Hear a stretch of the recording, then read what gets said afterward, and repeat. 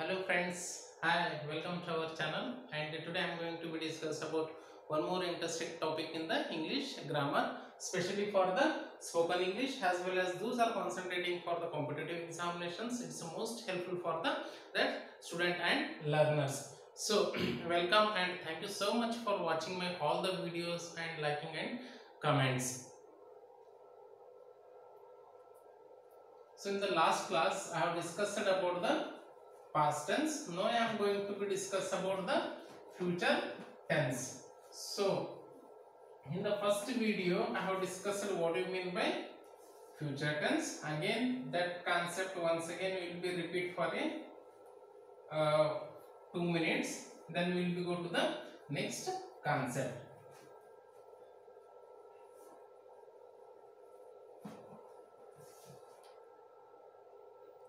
So here, before going to be discussions about our topic, first of all, you should be know about the what do you mean by future. Future means, for example, now it is a I have given only one example that is for the understanding point of view. Now we are in the year 2020. Now, if you wanted to talk anything else to next year means that is goes to our future tense. Future tense means it's a just thinking about our future planning. Just we are thinking about our coming days. ನಾವು ಮುಂದೆ ಬರ್ತಕ್ಕಂಥ ದಿನಗಳ ಬಗ್ಗೆ ನಾವು ವಿಚಾರ ಮಾಡ್ತಾ ಇದ್ವಿ, ಮುಂದೆ ಬರ್ತಕ್ಕಂಥ ದಿನಗಳ ಬಗ್ಗೆ ನಾವು ಥಿಂಗ್ಸ್ ಅನ್ನ ಮಾಡ್ತಾ ಇದ್ವಿ ಅಂದ್ರೆ ಅದು ನಮಗಾಗುತ್ತೆ future tense. Future tense means in the simple language we are discussing, we are predictions, we are thinking about coming days. ಬರ್ತಾ ಇರೋ ಡೇಸ್ ಗಳನ್ನು ನಾವು ವಿಚಾರನ ಮಾಡ್ತಾ ಇದ್ರೆ ಅದು ನಮಗಾಗುತ್ತೆ future tense. And one more thing is it's the most important things for the successive student. Those are wanted to success, they should be always think about the coming days, how we are going to do in the coming days. For example, if you are preparing any competitive examinations or otherwise any challenging means we should be do the practice every day.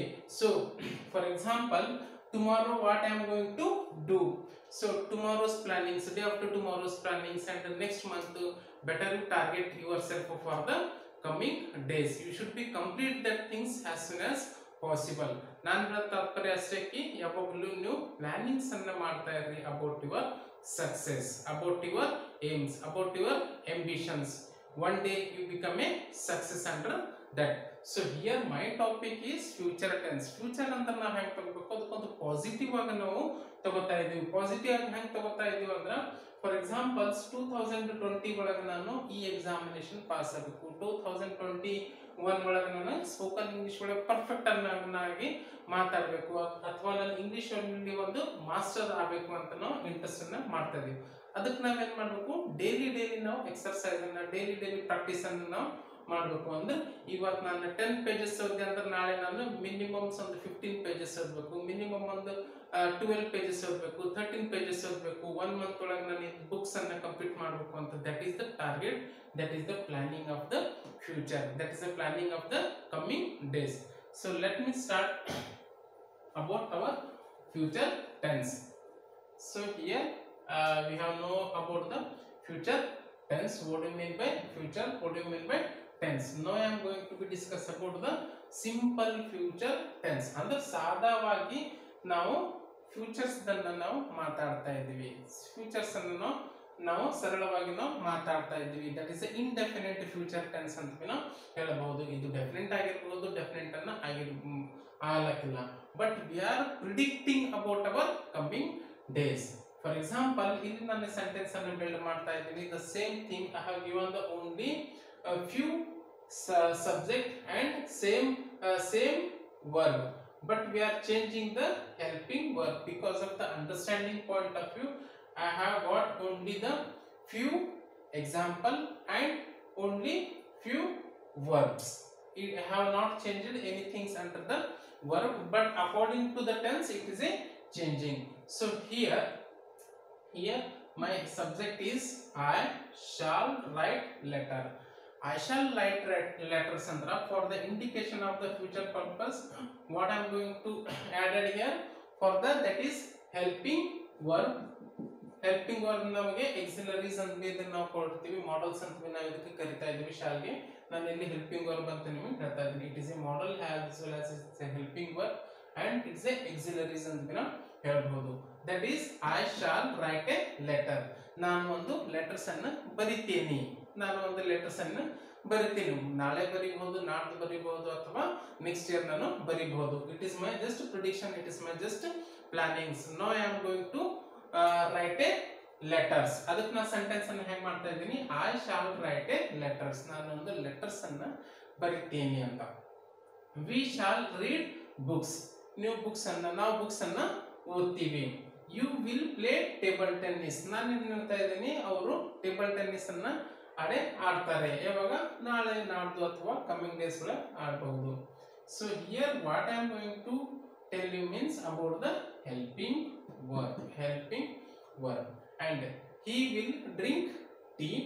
ಇಲ್ಲಿ ನಾನು shawl ಬರೆದಿದ್ದೀನಿ, but ಇಲ್ಲಿ ನಾನು will ಬರೆದಿದ್ದೀನಿ.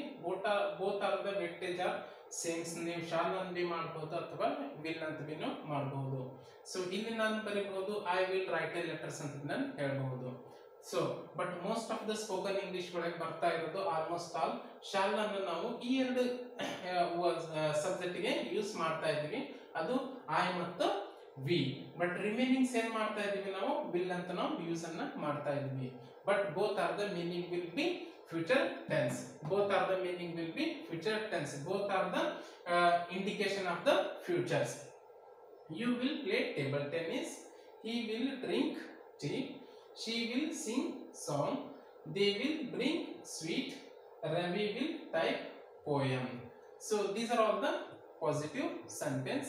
Under the past tense we have a different helping verb. Under the present tense we have a different helping verb. In future tense, of course, that is a difference. That is a shall and will. Shall and will. So ಇಲ್ಲಿ ನಾವು can be ಹಚ್ಚಬಹುದು, can be ಹಚ್ಚಬಹುದು. So here next one more thing is this is the negative sentence. It is a negative sentence. It is a positive sentence ಅಂತ B ಹೇಳಬಹುದು. So here I shall not write letter, we shall not read books, and he will not play table tennis, he will not drink tea, she will not sing song, they will not bring sweet, Ravi will not type poem. So here it is my positive sentence, here it is my the negative sentence. The changes is after the shall I have added only the not, that is goes to the again negative sentence. This is the positive sentence, these are all the negative sentence. Only one changes are there under the positive and negative.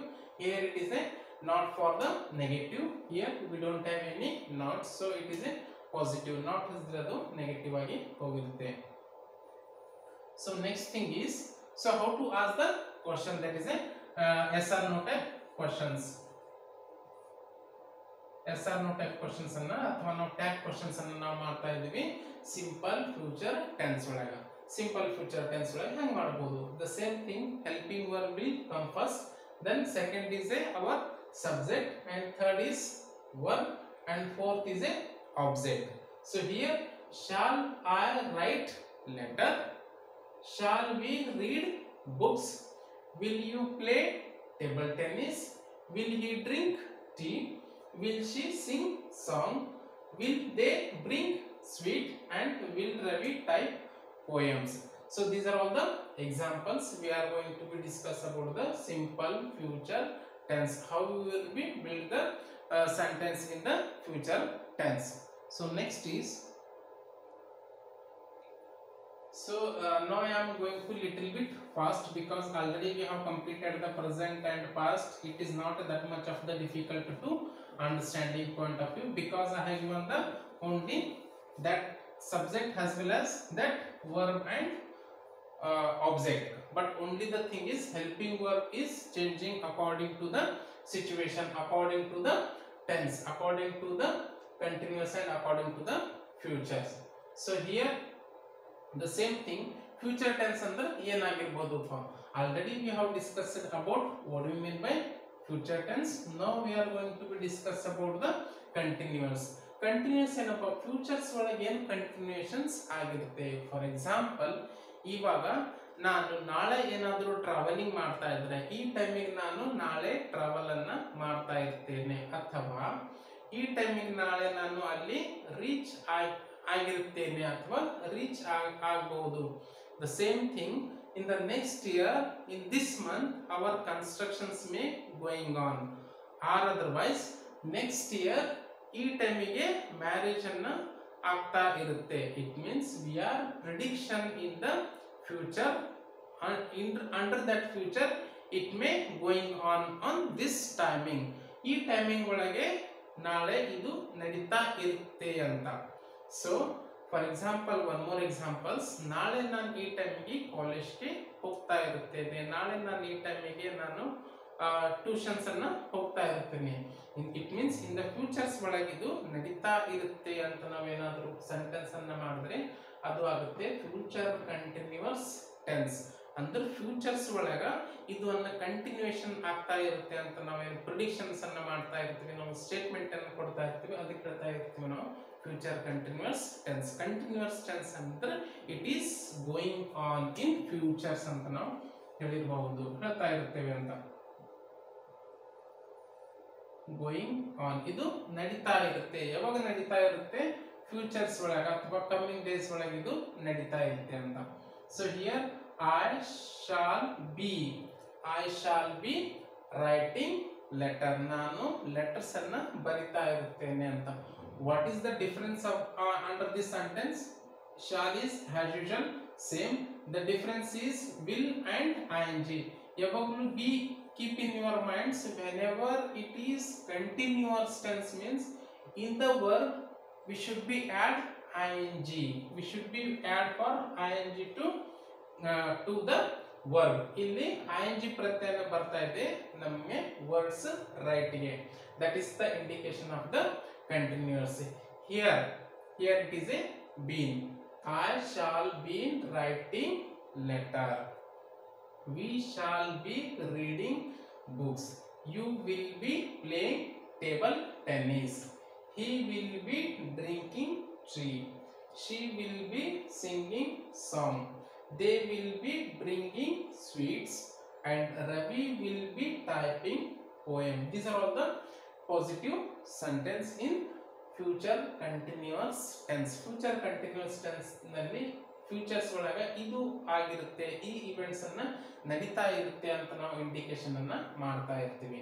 ಅದೇ ತರ ಇವಾಗ ನಾವು ನೋಡ್ತಾ ಇದ್ದೀವಿ negative sentence under the future continuous tense. Future continuous tense ಒಳಗೆ ನಾವು negative sentence ಅನ್ನ ಮಾಡ್ತಾ ಇದ್ದೀವಿ. ಹ್ಯಾಂಗ್ ಮಾಡ್ತಾ ಇದ್ವಿ? Be careful about only this one.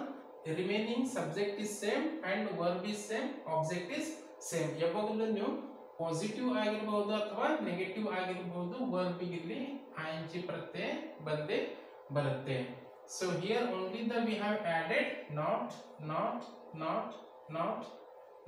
And not. ಇವೆಲ್ಲ ಸೆಂಟೆನ್ಸ್ ಗಳಿಗೆ ನಾಟ್ ಅನ್ನ ಬರ್ತಾ ಇದೆ. ಎಲ್ಲಿ ನಾಟ್ ಅನ್ನು ಬರ್ತಾ ಇದೆ?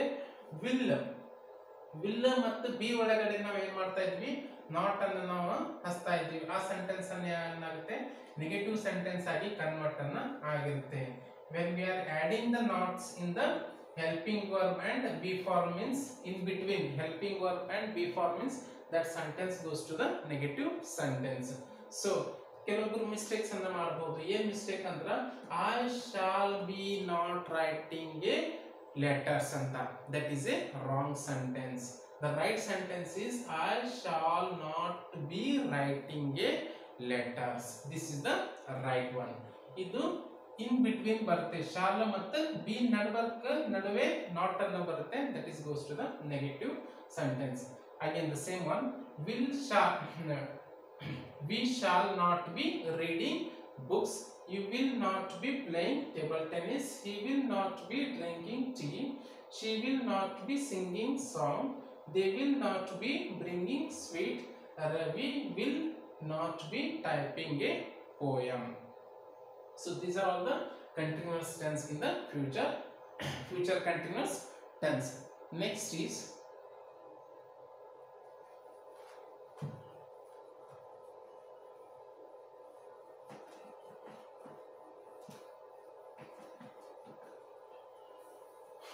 next is, so here yes or no type questions in the yes or no type question in future continuous tense. This is, shall I be writing letter, shall we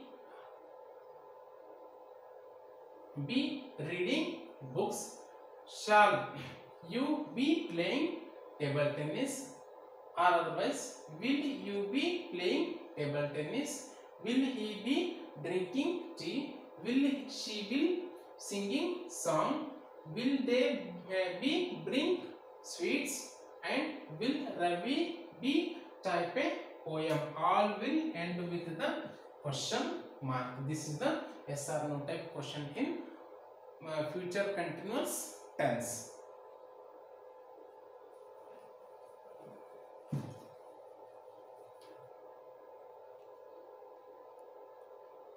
So next is future. Already we have discussed these words. Next only the thing is perfect. Future perfect tense ಅಂದ್ರೆ ಏನಾಗುತ್ತೆ? Perfect ನಲ್ಲಿ ಇಷ್ಟೇ ಕಿ simple concept. For example same examples ಅನ್ನು ತಗೊಳ್ಳೋಣ for the understanding point of view. So ನಾಳೆ ಈ ಟೈಮಿಗೆ ಈ ವರ್ಕ್ ಅನ್ನ ಮುಗಿದಿರುತ್ತೆ.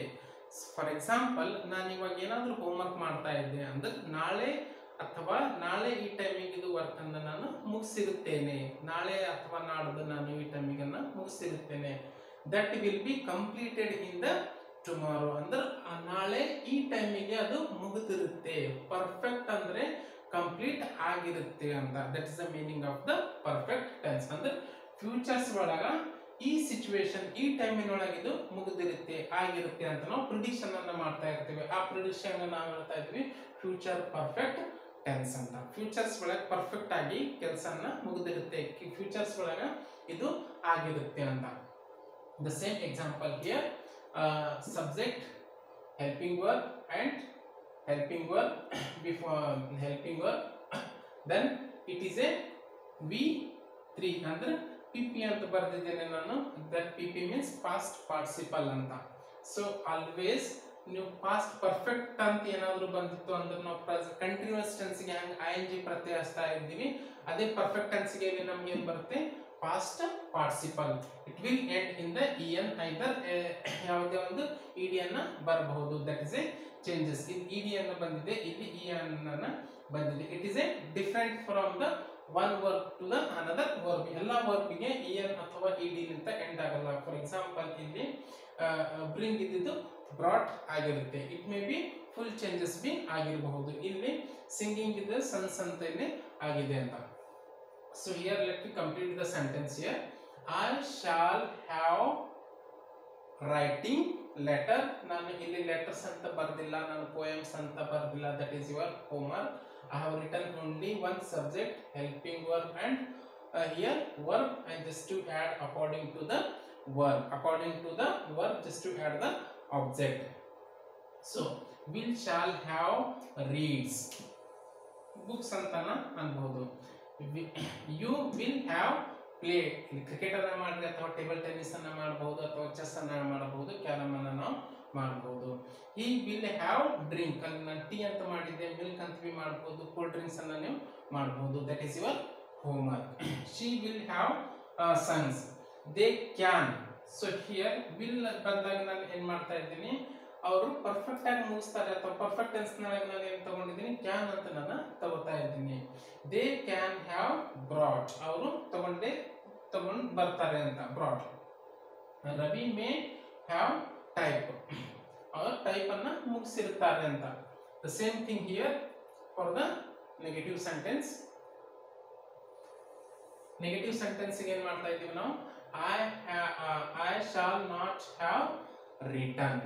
ಇಲ್ಲಿ ನಾವೇನ್ ಮಾಡ್ತಾ ಇದೀವಿ, ನಾಟ್ ಅನ್ನು ನಾವು ಇಲ್ಲನ್ನ ಹಚ್ತಾ ಇದೀವಿ. I shall not have means shall ನಡ್ಬೇಕು ನಾವು, ನಾಟ್ ಅಂದ್ರೆ ಅದು ಏನಾಗುತ್ತೆ ನಮಗೆ ನೆಗೆಟಿವ್ ಸೆಂಟೆನ್ಸ್ ಆಗಿ ಕ್ರಿಯೇಟ್ ಅನ್ನ ಆಗಿರುತ್ತೆ. For example all nots here, just to see the situation. The next one is we shall not have you will not have plates, he will not have drunk, then she will not have sung, they cannot they cannot have brought.